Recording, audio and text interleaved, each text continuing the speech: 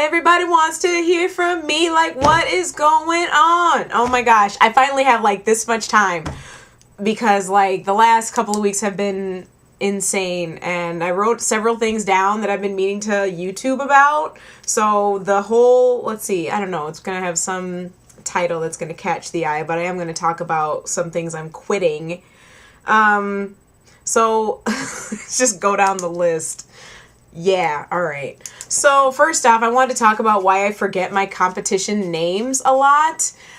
Like for example, North Star Cubing Challenge.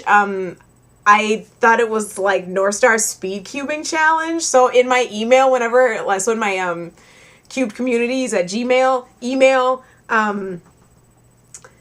has one of those emails that it notifies me that somebody registered for that competition. It goes into a folder called, like North Star Speed Cube Challenge. And then same thing, like I have a folder called Beat the Clock, but the competition's called Race the Clock. So we put so that goes into a folder called Beat the Clock, because that's just how it goes. And then on top of that, I haven't even registered. I should probably go on here. I haven't even registered for my own competition. Let's see. Cube Iowa. So if I go in here, let me put this on my Instagram. I'll put something on my Instagram while on my YouTube channel. Let's see. Okay, so Cube Iowa. We're gonna start. Okay, I'm gonna start Instagramming. Okay, look at the regular competitor list for Cube Iowa.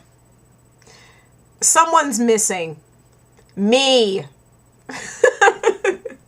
So, okay, look at the regular competitor list for Cube Iowa. Okay, so then I'm turning the volume down. And then I'm going to say, oh, I forgot to register for my competition. I'm going to put and with several A's. I forgot to register for my competition. Okay, look at the regular competitor list for Cube Iowa. Register for my competition. I'll put a tear face with that one, because that's just sad. Someone's missing. Me. Okay, look at the regular. Okay, you're gonna hear this several times. So it's so funny because I'm like, that's probably what everybody's Instagram is like, and then it's the thing, do I even post it? Sometimes I'll just shut off my phone and not even post something for a while. And that's how I post on Instagram half the time. So yeah, I forget my comp names, forgot to register for my comp. I just closed the window, so I didn't register for still. But also, I went to Vegas. Let's see. So I went to North Iowa. So yeah, 3 cups, 3 must, 3 cups, 3 must, 3 cups, 3 must. 2 down, 1 more. You know what? And I'm not practicing 3x3. I'm going to be practicing Mega Minx and clock. So I've got to put it in order for more clocks like immediately. Again, because that's just how it goes. So, I got my clock set up, my Rubik's brand clock set up, and, I'm going to put in a bunch of solves on it. And I'm not really focused on clock. I just want to practice Mega Minx. And I don't have a goal for that. I have no goals with cubing anymore. In Vegas, it was really nice because my godson who lives in Las Vegas, my best friend, who's been my best friend for 17 years, she moved out there, and she's got a couple kids, and I took my godson to the competition, and he was judging Max Park. I think I have a picture of that on my phone. Hey, let's see. I've got a picture of that on my phone. I can show you it on my YouTube. Hang on. It's really cute. Okay. Because, some of you guys saw the juggling video and all that stuff, but I didn't post a picture of, like, him, like, judging Max Park. See, like, there? He's been in the desert a little bit, but he looks... So I didn't, and one thing also I was thinking about this picture here was that I should have specified that it was one-handed because, like a 17-second OH solve is really, really good. And so, yeah, so I tried to catch him, like, looking at him. Just cute.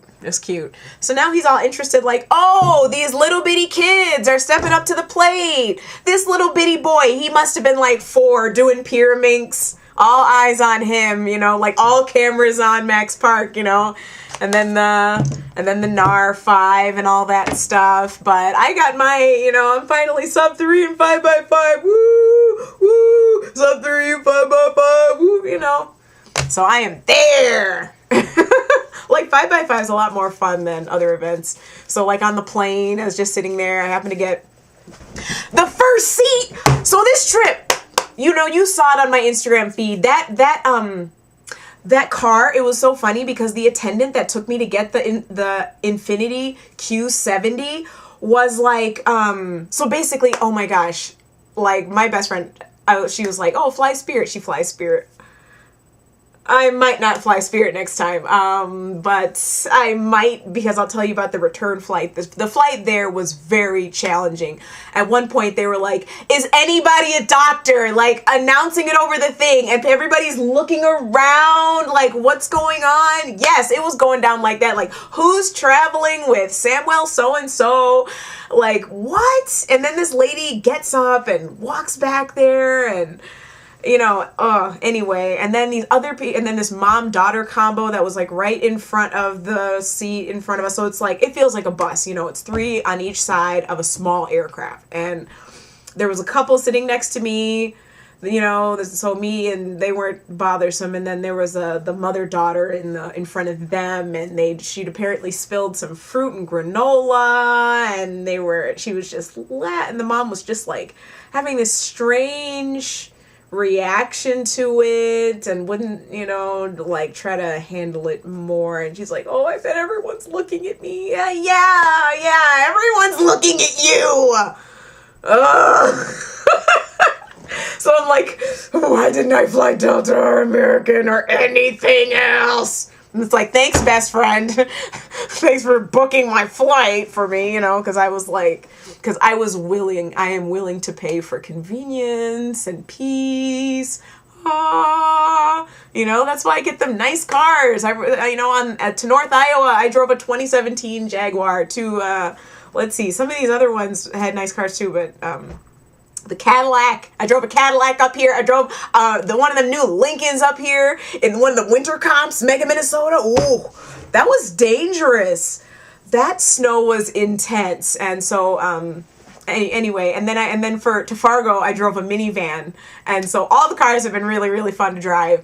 They've all been really, really cheap. I don't have kids. It's not like I have shoes to buy for children or tablets or phones or all these extra bills or private lessons or oh my gosh, sports equipment and summer camps and toys. Woo! You can talk yourself out of having kids anytime. Woo! Because over the weekend, I was like, yeah, I could have kids, but no, geez. Y'all are expensive. Y'all kids watching me? Woo! Anyway, so I got the Infiniti for super cheap. It was like barely over $150 for all the days. Friday, Saturday, Sunday, Monday, rolling around in the Infiniti. It was really nice, and everything was fine, and everything was fine, even though, we did drive by accidents and stuff like that because they happen frequently out there. So insurance rates are higher and all that stuff. And I see a lot of advertisements for injured, you need an injury lawyer. I saw tons. Like there are a lot of lawyer advertisements in Minnesota, but they specifically were specifying, do you need an injury lawyer? And some of them for Vegas looked like these models, so which that was funny too. But Vegas has changed a lot. I think it's become a lot more family oriented. Before it seemed like a lot more seedy. And I know that it's still got seedy pockets, but it's not so overtly seedy anymore. I don't do any of the strip or anything like that, any of the fun, like I'm past that, because my best friend lives there, so I just drive around the neighborhood and just like do regular stuff. I go to Walmart, I went to Jamba Juice, stuff like that. I do regular stuff. I don't do anything fun, I don't do any shows or anything like that, because this is like my 5th or 6th time going to Las Vegas. And so so you want to hear about the comp? Okay. Ooh, nice. You've been able to cube for about 10 minutes there, DrakeBot. So it's cool because I saw the cubing couple. Check out their Instagram. The cubing couples was there. Ash and Angie, Ashley. It was funny because at one point the woman forgot to compete. So then she was like, oh, I forgot to compete. Is it too late? And they were like, no, put your cube up there. So that was cool. And she was joking around. I could hear her joking around about how she's lost followers because she's not fast or something like that. But it seemed like on her own, I thought it looked like she had 2,700. I don't really know. I haven't been looking very deeply into other people's profiles, but they were there. and Max Park's mom was like, like, how are you? And giving me a hug. Yeah, she's real cute. She's got her hair. You've seen her. You know, she's got the hair. She's got the outfit. She's got the, you know, everything, makeup. Everything's going. And she's like, you know, it's like, wow, Mickey, you know. So she helped run cubes and stuff like that sometimes. And, you know, she gave Max his space to be the 15-year-old that he is and stuff. And, you know, we kind of talked a little bit about, you know, what she says to him and stuff like that, you know, getting the self-trust and all that stuff. Because, you know, she was, you know, because he quit cubing for a while back and then started up again and all that stuff. And because I was talking to her about, it was really interesting because I told her about how on YouTube, how it has your random music playlists and you hit the playlist button and then it was randomly like, and here's Max playing, was it Charlie Brown, his Charlie Brown video? Check out his old piano videos if you haven't looked at those. Because he has the talent, but he was so unsure of himself. So you'll see him looking out at the crowd as he's playing. So he's playing, he's looking, he's playing, he's looking for so long. He's like just, his fingers, but he's smiling at the crowd. The crowd's cracking up at him and it's really cute. It's really beautiful. And then, so I go to the airport and I use the restroom and the song is playing in there. I'm like, oh, that's interesting because it happened like day after day. And, you know, and so he's telling me about believing in myself because I don't believe in myself. This whole situation that I'm in right now with all these companies, you know, you see the stack of Speed Cube Shop stacks and all that stuff and all these, you know, getting seated up front in the plane on the way back in the really cheap car rental because I remembered the guy's name pronounced correctly, and then I told him about the car I rented in the past from him, and then also that I turned down the first price that he gave me. It's interesting. This is the second time I've done this at the car rental agency. When you want to upgrade for cheap, you say, you know, you discuss that you want to rent a particular, you know, a more exotic car or whatever you want. And then when they offer you the price for it, turn that price down and then they'll give you a cheaper rate. I mean, because I've got the minivan for an intermediate car. The rental was well under $100. It was really cheap to going up there and coming back in that thing, you know, stuff like that, you know. So like turning people down has gotten me these upgrades. Like on the flight back, they were the kiosk that kept on trying to ask me, oh, would you like to upgrade your flight? Kept on showing these dollar signs. I'm like, no, free. And then seat 1C. Right up front, you know, you lean over, there's the cockpit, you know, there's just and you got your whole leg room there. You know, the guy next to me reading on his Kindle the whole time when they came up to, we have to buy drinks on Spirit. Do you take Amex? You young kids don't know. That's American Express. I don't have an American Express card. You know what I mean? Like stuff like that. Like, it's like, you're flying Spirit, get over yourself. We all need to get over ourselves. And then, let's see what else is on here. Oh yeah, I had a really good time at SkillCon. There were so many things. I mean, you saw them on my Instagram with the jugglers and that one Brazilian sport or whichever country that was, and the cornhole. They had cornhole, and they had this bodybuilding thing, and they had this robotics thing going on as well. And then there was the Rubik's Cube competition, and And so it was really cool how outsiders come in and see, and they're like, oh yeah, look at that guy. And the Koreans were at the competition, and Seung-hook Nam, did I say that correctly? Can somebody like type the pronunciation of Seung-hook Nam's name into the description, into the comment section? Please, comment section, comment on how to pronounce his name. So he just had me pronounce his name as Nam. He was like, I was like, fine. Yeah, you know, like, talking to him in person. He's really nice. Like, it's really cool, you know? And so I keep on asking, like, I've been, you know, like, it started at Heartland Champs asking people, what do you do before you solve? What do you do before you solve, you know?